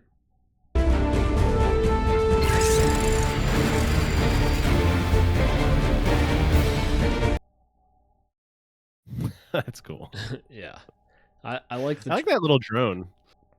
I'm not interested in playing Tau. I'm not interested in playing Astra Militarum, but one of my takeaways when I was watching the preview show before this was how good this terrain looked, and I was thinking to myself, Yes. I might look around on eBay when this comes out to see if anyone's trying to sell their terrain, and maybe I'll pick up some of my own. Yeah, that's a great idea. That's basically like for the Octarius set. That Octarius terrain is incredible, and I have a feeling this will be just as good. It's funny because as an orc player, like, I'm not real big on the Octarius terrain myself. Really? Oh, I Yeah. love it. It's one of my favorite terrain sets, I think, ever. It's so good. I like it. I just wish it had more. It was a little more dynamic in the elevation. It's all kind of like one story Yeah. or like two stories or whatever. I wish there were some Yeah. taller pieces. So this, we're raising the stakes. The stakes are getting higher. The buildings are getting higher. The people are flying higher. Everything's high in We're all third high. edition. We're all high. It's gonna be a fun edition. Real loose. Real good time. I'm gonna continue. All right, go ahead. Whoa, that's like a 2-layer. Like that's really tall. That's what I was saying. I'm like, I want this terrain. That's cool. And Wow. like the ladder. Look at the ladder. On the right. Yeah. Like you Yeah, got that's cool. ladders. You got, I don't know if this comes in it, but like you got scatter, these yeah. radios, scatter terrain and stuff. I hope it comes in it. That's cool. I like it.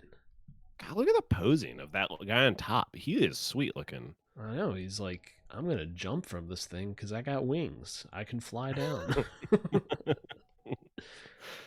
Wow, You go okay, right on ahead.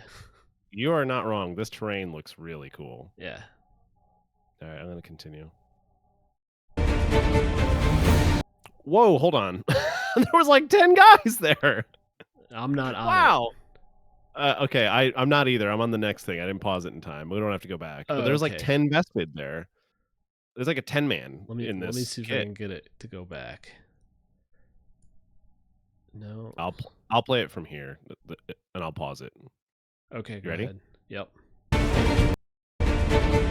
There it is. Okay, I can 1, see it. 2, 3, 4, 5, 6, 7, 8, 9, 10. Yeah, it's 10. And I don't think it's one in the background that's like blurry. I think it's just these 10 here. Yeah, that makes sense. Do you get? I'm gonna assume you get that drone too as like some kind of token, maybe that they keep Yes. showing. Or it could be another unit. It could be like an 11-man then. It could be like the 10 Vespid plus the drone as like another operative. Oh, I like this one in the front too. He looks like he's got like his gun is bigger. It's something different. He's like got the heavy. Yeah, he looks like he's struggling to fly with it. Like you can see he's like hunched as he's like trying to go off this again tactical rock. Yeah, he looks really cool. I saw that gun when we were flipping through the Vespid earlier. It looks really cool. I like the one up in the Geonosian vibes. Oh yeah, with the that like big, like, sonic green thing. guns. Yeah, the green sonic guns. Yeah, it has that same vibe. It's funny. I also like the because none of the other ones really gave me that vibe until that one that was like leaning over. That one up in the ruin has a rail rifle, like the sniper. That's cool. That's really you see him in the trailer. He's the one that's like hiding up on that, like he's like up in that basically a nest, shooting down at it. That's cool. Shall we continue a little bit further? Yeah, let's go. All right. Okay, hold on. Can we go back to that? Can you rewind us to that last screen? Yeah, let me. Okay. This is interesting. So we have scouting step, ploy. Oh, it's equip, ploy, reposition is for those, like, remember you had to like choose your thing, like set up a barricade or be able to set up, change um your order on your first turn, or you could do a free dash. It looks like they completely changed that.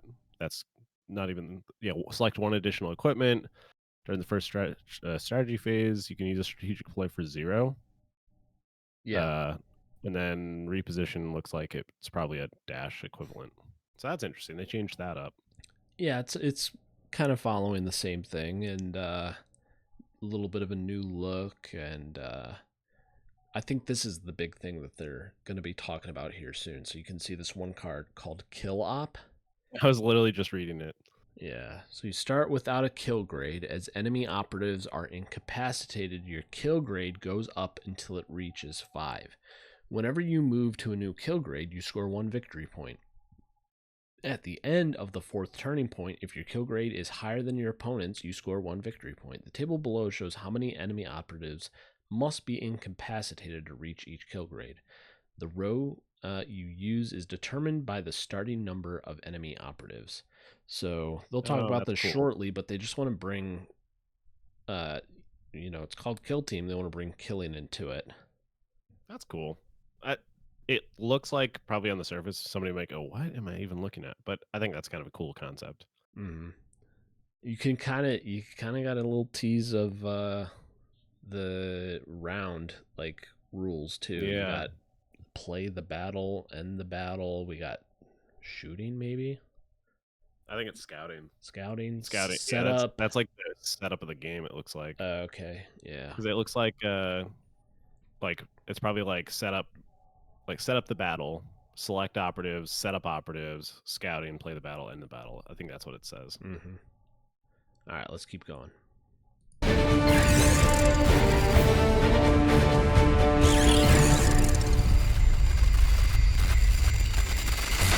The stakes just got higher.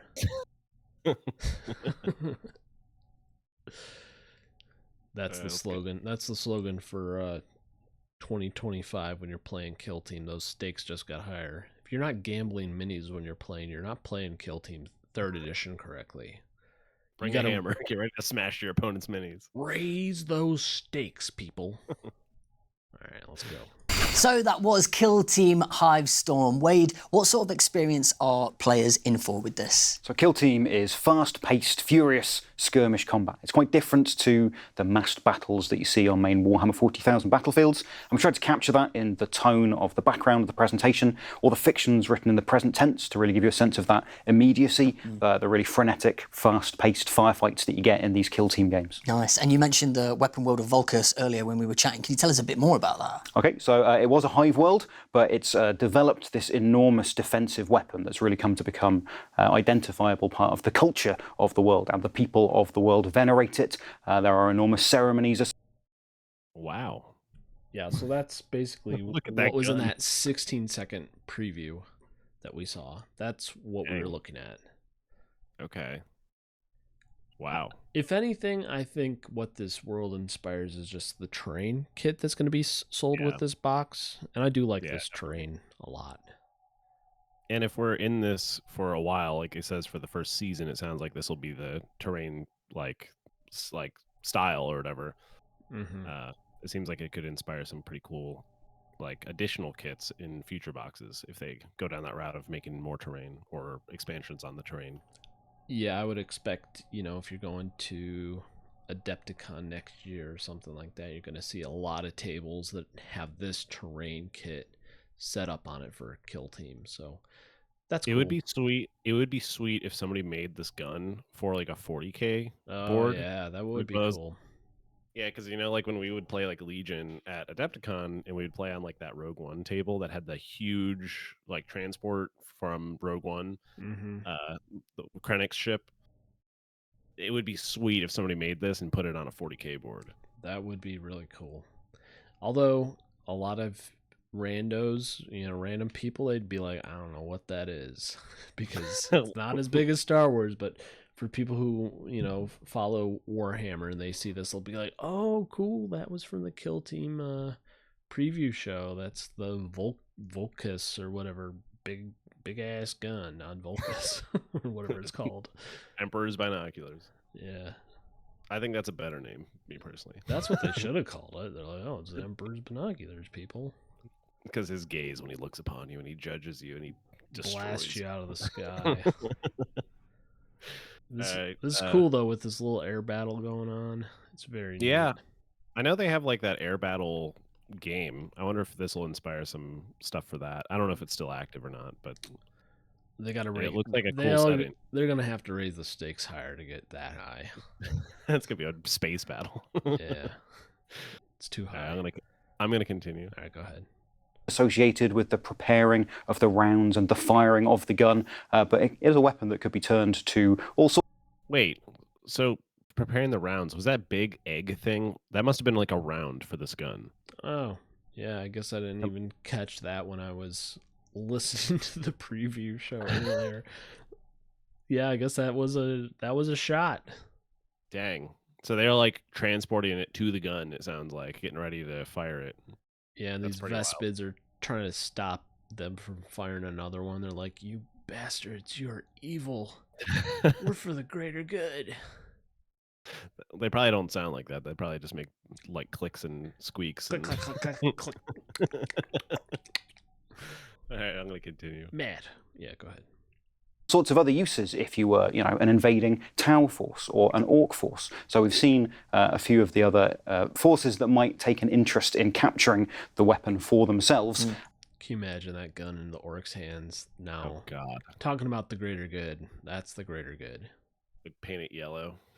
No, they'd paint it. Yeah, I guess they'd probably paint it yellow. Isn't yellow the DACA color? They're like, how can we improve this gun? Oh, paint it yellow. Now it shoots harder. Yeah. Or if these rounds are taking a little too long to reach their target, paint it red. Yeah, they'll have some red bullets coming out of that. Or if you want to make it, you want to attach a silencer to it, paint it purple. The tips of the gun will be purple. Yeah. It makes no noise now. Nah, we're just memeing on Orc Tech. That's all we're doing. We're being awfully mean to these obviously intelligent orcs. Frick 'em, no. I want to see this gun shoot. I want to see it. I don't know if they have anything where it actually shoots. I'd like to see I it don't shoot. think so. But my orcs are gonna crump you for calling them stupid. All right, let's go a little bit longer. But there will be Imperial forces who are trying to make a claim for it themselves as well. And as we've just seen there as well, like some of the contents in the box, it looks like an absolutely amazing offering. Can you talk us through that? Yeah, there's a lot of bang in this box. Yeah. Lots and lots of things in it for sure. So you get the two new teams, the Aquilons and the Vespid Stingwings, which are really... In this image, the Vespid kind of look like Eldar with too many eyes. It looks like it's Eldar if you like covered up the top. Yeah. If it's like you cover up the bottom two sets of eyes with your hand and you just see the top, you're like, oh, it's an Eldar with a cool helmet. And then you like go down, you're like, whoa, why is there so many eyes? It's like... And those little teeth. Yeah, you're like, what the hell am I looking at? That looks like an Eldar. And then, it's not. Mm-hmm. Yeah. Great It's art. a cool image, though. Mm-hmm. Yeah. All right, let's go. exciting. We'll talk a little bit about them later. You get a brand new kill zone, which is the kill zone for the year, if you like. It's called Volcus. Now, this is a very... Oh, that They turret. do have the turret. That's cool. Oh, that's sweet. That's got to be part of the team. Oh, yeah. Man, that looks cool. They wouldn't be teasing it otherwise. Oh, that's really cool. Like, you're getting this cool little scatter. It looks like you're getting a ladder, and I said scatter. It sounds a lot like ladder. Sorry. It's a really cool looking terrain set. And, I mean, obviously these guys are cool, but I can't afford another Horde army, guys. Let's be realistic. Yeah. Yeah. I don't think that's a good financial decision that you would make if you went into Astra Militarum. No, my wife would be awfully upset. All right, let's keep going. a very dense city. very dense city-like kill zone. And so lots of heavy terrain and 2 big dominant strongholds, which will naturally, the battle will often evolve around those 2. And so it really feels like you're in a city fight. You get the new... So, yeah, there's the drone thing we were talking about. So both kits come with like a little robot that they're going to fight with. I like that drone a lot. I like the wings or whatever it has on. It's cool. And like the little human skull under it. Oh, actually, notably, it doesn't have a flight stand. Most drones in Tau don't. They all have like flight stands. This doesn't. Oh, yeah, you could maybe buy. I don't know if there's a kit for drones and you need 5 of them. Just buy 5 of these starter boxes and. That's a great investment. Yeah. If you hate if you hate flight stands that much, you can buy 5 starter kits and boom, replace your drones with non-flight stand drones. Kind of gives me an idea of like if I want to. The drones aren't necessarily. They're not like on the table for 40K as much because they're more like tokens. Mm-hmm. But if I wanted to have them on the table, maybe I could just get rid of the flight stands, 3D print some like actual like sticks like that kind of get it off the ground. Just glue it to that. Yeah, and make it a much better attachment as opposed to the flimsy flight stands. Mm-hmm. All right, let's keep going. Equipment upgrade pack, which is fantastic. So there's a list of universal equipment now as well as faction equipment, and that universal equipment is obviously available to everyone. But things in there include terrain features, so you can take ladders and barbed wire and mines and heavy barricades, and so you can place all that in the kill zone as a choice thing. You can set it up as you want, and so it really adds to that dense feel of the kill zone. Okay, that's sick. You can actually take terrain as part of your equipment. Yeah. That's really cool. I love that. Barbed wire, and he mentioned specifically barbed wire, ladders, and mines and barricades. Heavy barricade. Yeah. Which heavy barricades have always been a thing, but barbed wire. You can see the barbed wire down at the bottom, like bottom middle right. I think that's barbed wire. Wow, that's cool. Wow. And like just think of how useful it would be to have a ladder where you could place it where you want on the battlefield to be able to access a higher a vantage point. Yeah, make like closer to your side, have a slight advantage to get in somewhere faster. Mm-hmm. That could be pretty clutch, especially when you're fighting over vantage points. Because it feels like a lot of Kill Team has turned into basically eliminating vantage points because they can be way too good at times. Yeah. But then adding the ladder adds like a strategic element to being able to gain vantage points where you want a vantage point. And it kind of you kind of give your hand away a little bit of being like, I'm gonna go for this, and then your opponent knows, oh well, I maybe need to deny that as much as possible. So it's kind of cool that like you can actually take the terrain, put it down, maybe telegraph what you're doing a little bit, but then your opponent gets an opportunity to react to that. That's cool. I like the fact that they're adding terrain as a thing that you can put on the board. Yeah, my only worry would be balancing that. So yeah, obviously some things do great in vantage points and Kill Team, and you don't want those things to become broken. Yeah. All right, let's keep going. But also gives you the players. Oh, go ahead. I'm gonna go again. But also gives you the players that sort of tactical flexibility, which is quite nice. There is a new mission pack, the approved ops mission pack. So some mission packs, there are various different ones in Kill Team. There's some in the core book, but the approved ops is our most up-to-date competitive way to play, if you like, and that's a seasonal thing. And so that's got some really nice changes for the year of competitive play, which is great. And then you've also got, obviously, the core book, which has all the new core rules, and you have what's called the Hivestorm dossier. So it's the book that goes with this release. It has the rules for those 2 teams, but it also has an exciting mission pack in called Airborne Assault. And so that's, if you want to recreate a mission where everyone can parachute into the kill zone, it's quite fun. You can do that. So you can have parachuting, Space Marine. You can raise those stakes higher if you want to. I don't expect. Oh, there's some of the landmines. Maybe you do. You said mines. He said mines earlier. Yeah. I know. I'm just saying, like, those are the mines because I was just looking at all of this seemingly scatter train, and I'm like, there's no way you get all of this in the box. But now I'm looking at it, I'm like, maybe you do get all of this in the box. Yeah, I think you do, which is crazy. Also, I like the fact that the mines are 3. I thought it was just gonna be like a one thing. Mm-hmm. They actually block. They could block a lane, basically. Mm-hmm. Like in this image, it's like a if you're going around the barricade, you could just like put it around the other side of the barricade, and you have to go like swing out way further to get through that. Like, I think that's cool. So there's one more thing I think I want you to hear before we can maybe wrap this up. So let's keep playing. All right. You can have parachuting, space marines. You could have all kinds of attacker versus defender missions that have this asymmetry where one person's setting up to defend and the attacker's coming out of the sky to attack them.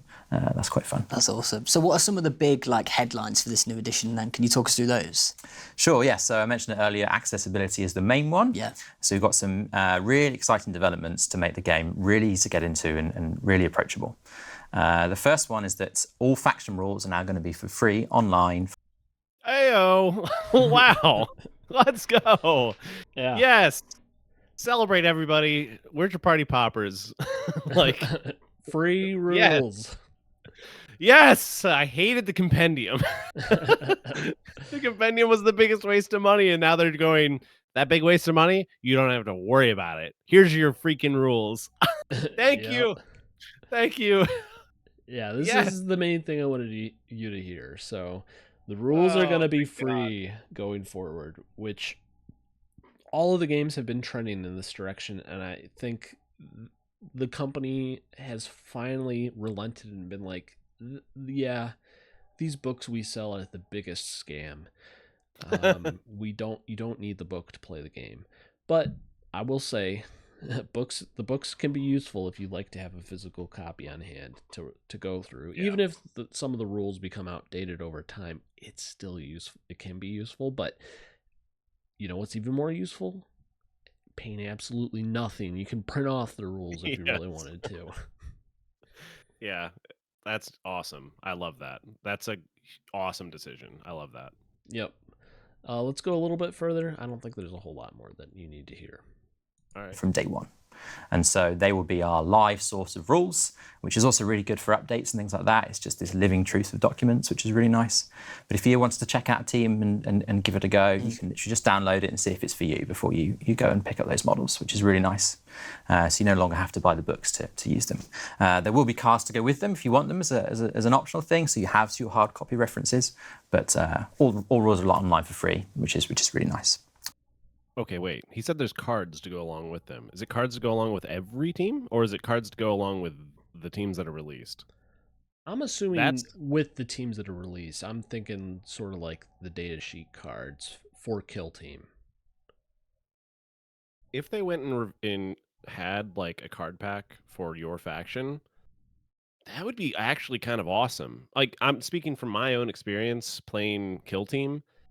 It would be awesome to have a card pack to represent the rules for my faction, so I don't have to go on my freaking phone and scroll through like Wahapedia or something for my rules. Yeah, that's true. You know, I would love to have cards, because then I don't have to have like a PDF that's awkward to look at on my phone. I would rather just have a physical card, and just be like, oh, I'm fighting with my sniper, and I pull out my sniper card, and I can see all the crap that I have with him. Basically, like, that would the be cards that they have for 40K now, for Kill Team. Yeah, I would love that. I would actually buy that. That's a great decision. So, like, you can do like free rules, and then if you say we also offer card packs for your factions, that's a great. Like, I love that. It's an optional thing. It's not necessary, but it will help make things easier for me, at least. I mean, I'll buy it. GW release it, I'll buy it. Another thing I wanted to point out in this shot is look at the conceal engage tokens. They're actually like semicircles, and I feel like they indicate a lot better what unit they belong to than the triangles that vaguely point to a unit. But you know, the triangle has a problem of having 3 points, and you don't necessarily know what it's pointing to sometimes if the turn's going for a while. A quick look at the little triangle bits too can make it a little difficult to tell where they're pointing, but they do actually have like a little like arrow on the triangle that tells you which point that is the one that's actually pointing at your mini. But yeah, I agree. It This can is become probably a better unclear at times, though. Yeah. This is a better design. Yeah. All right, let's keep going. The other thing we've done is we've reworked a lot of the language of the game, and so it's a lot more accessible for new players. Thank you, God. Thank you, God. Yeah, Because that is the biggest complaint, in my opinion. that is like one of the change. That's like another change from 9th to 10th, and I think 3rd to 4th for AOS is unifying rules so you can understand everybody's factions that they're playing. Yeah. Thank God. It's a good change. That's a good It's change. It's funny, we kind of talked about that earlier. That's a great change. Yep. All right, let's keep going. Writing it for the 99%, and so the average person can pick it up and give it a go. But what's important is that it's still there for the 1% too. So what we've done is we've partitioned the rules quite nicely. The core rules are actually quite slimmed down and contained within one section, and then you have a key principles section, which is more of your advanced terms. So once you start to get a greater understanding of the game, you can refer to the key principles to sort of deal with those edge cases and those particular situations that don't arise all the time, which is really nice. And so that accessibility is one of the key changes for the edition. The other thing we've done is we put the kill back in Kill Team. Great. Like we were talking about earlier, they put the kill back in Kill Team. And they raised those stakes too. Don't forget about that. Raising the stakes and putting the kill back in Kill Team and making it accessible and changing and updating whatever. Say all it's all jargon. When they say we're making this game for the 99%, but it's still for like, oh, that 1%, there's still something for you. Who's that 1%? Is it just like the mega geniuses, or is it the mega idiots? Yeah. What are they saying about that 1%? Like, you're so stupid. You're annoying. You can't understand our simple rules. How annoying you are that you want to break our game. Yeah, you idiot. Don't do that. Don't be the also 1%. Also join the 99% because you're part of the majority. One of be us. A good person. One of us. Yeah. Don't be a contrarian. Come on. All right, let's hear about killing. Most missions now have something called a kill op, whereby you get rewarded for being active and taking out enemy operatives. And as your kill grade goes up, you get more victory points. And so, getting stuck in and notably, new movement tool there. That's a new movement tool. Yeah, I was going to call that out earlier. It doesn't look like the movement tools of Kill Team that everybody hates are going away. I haven't seen that little... I don't see those symbols. I don't see that shape that everybody hates. Yeah, that's what I'm saying. That like 3-inch, 2-inch, 1-inch one. Yeah, I don't see the pentagon, square, circle, triangle thing. Yeah, that's probably for the better, if I'm being honest. Yeah, people understand inches pretty well. Yeah. If I'm going to be honest. It's been around for a long time. Yeah, I just think don't switch to metric. Nah, that'll screw everybody up. Yeah, they wouldn't, put like a metric measured token in the middle of like a range to make like an objective marker. They wouldn't do that where they put like, I don't know, like a 40 millimeter token that marks the objective and then use inches to measure range from it so that it's like, I don't know, impossible to make objective markers that are the right size of, this really obscure size. They would never do anything like that. They never have bases in metric either. Oh, wait. No. They wouldn't do bases in metric and then measure everything else in inches for some reason. They wouldn't do that. Yeah, that would be so stupid and make absolutely no sense. Why would you mix up measurements? All right, let's keep going. And being aggressive now is definitely a feature, as it should be for a game of special forces where you have to kill each other. I want to say not necessarily. It's all about the objective, Elliot. Yeah. Honestly, all of the games that, like when I have played Kill Team, it like that was always the thing that you would play and you'd just be like, remember, this is an objective game. You don't need to kill anybody to win, which they're trying to incentivize you to kill now, which is a design decision that Well, reading the I will. card, it doesn't seem like it rewards you too much for killing, which is a good thing. That way it doesn't punish armies that just do not have killing potential. I'll be interested to see how the objectives score, because it could make a huge difference, because a lot of times in kill team games come down to the close games, that I've had. They'll come down to like a 1 or 2 point difference. And if you are incentivizing killing too much, then you're not going to play the objective. You're just going to try to get as many kills so you can kind of get that advantage to just carry you even over having to run the objective. Because if you are winning games on like 6-7 or something like that, or like 10-9, like that 1 or 2 points that you get for killing more is going to just make the difference. You won't have to play the objective as much. Yeah. So it'll be interesting to see how they score objectives. Mm-hmm. I think objectives are still going to be, they're going to weigh objectives way more than killing, because that's really how all of their games have been. Yeah. But it's good to incentivize killing in a way where it doesn't make everybody play cagey, because a game that was always one of the problems, I think, with Star Wars Legion. And it's a problem with alternating activations in this way, that it hurts when you lose an activation. By incentivizing killing. If you lose a unit, you can't continue to play cagey to try to hold on to all of your units. You are probably going to need to even things up, because sounds like if you lose a unit to your opponent, you might be losing a victory point to your unit. So you are going to want to even up that score so that they don't have that advantage on you. I hope that they make it still such that like objectives will win the day if you run the objectives really really well, because I would like to have the moments where you're down to the last guy and he does like a desperate thing to score the objective, and it's like that. We talked about this in Star Wars Legion when they came out with this latest update, but we want to have those moments where like the rebels are like Rogue One style, like running away with the plans, and this dominant force that you're unable to kill is plodding down the hallway like Vader, and you're desperately running away with the objective, and you win the day even though you're slaughtered on the battlefield. Those moments are really fun in a game, and I hope that's not lost in introducing a like killing objective, like side objective, into the game. Yeah, it sounds like it's not unbalanced. So just from reading through the card here together, it doesn't say anything that scares me. Yeah, I'll just be interested to see how the actual objectives. Yeah, I hear you. All right, let's keep going.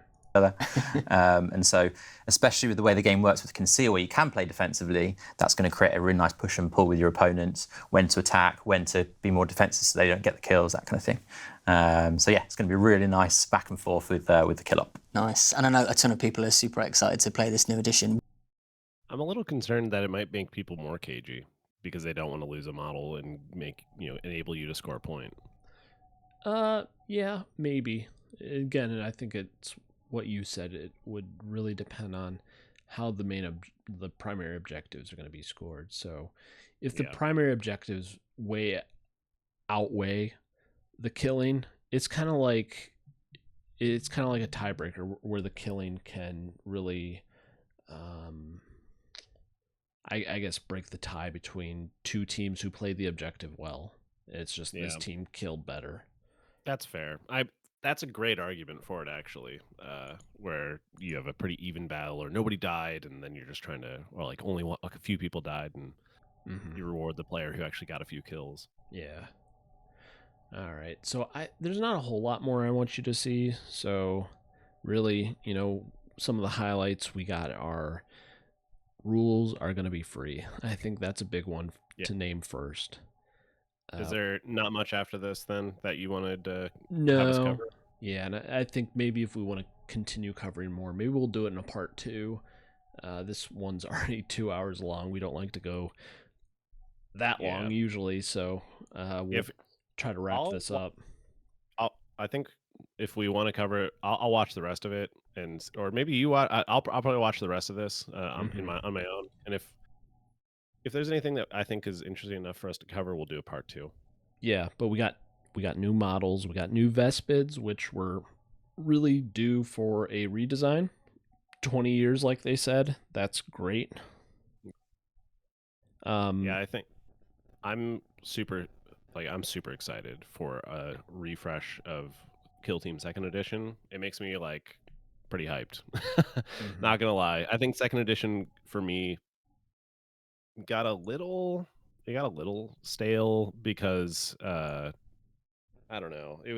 There was a lot of complications and all the new teams. There were so many effing teams. Like there's all the compendium teams, and then you have all the bespoke teams, and they had so many bespoke teams. It just got a little overcomplicated, and this new edition I think will make it refreshed and exciting again, and I'm pretty excited about that. Yep. So, like I said, a little longer than we usually like to go, but lots of exciting stuff to cover with this new preview for 3rd edition. Kind of came out of the blue real quick on us. Looked like it was just going to be a new season, but no, this is a new version or new edition. So very exciting. Like Brooke said, he'll probably look into the rest of the preview to see if we will do a part 2 on this. If not, then you all check it out on your own. We'll put a link in the video to the preview video, and very exciting stuff. I'm looking forward. If you and Bill pre-order this box, I'm looking forward to seeing those models. They're gonna look cool. Definitely. And if you're still listening to us at this point, thank you so much. Leave us a like, and if you're not subscribed already, which not sure why you're not after listening to this long rant, go ahead and leave us a subscribe, and let us know what you think of this preview show, and whether you like us covering these styles of videos in the future. Yeah, and let us know what you're looking forward to in Kill Team 3rd Edition. So there's lots to look forward to, and we look forward to chatting with you all next time. Definitely. We'll see you guys later. Later, guys.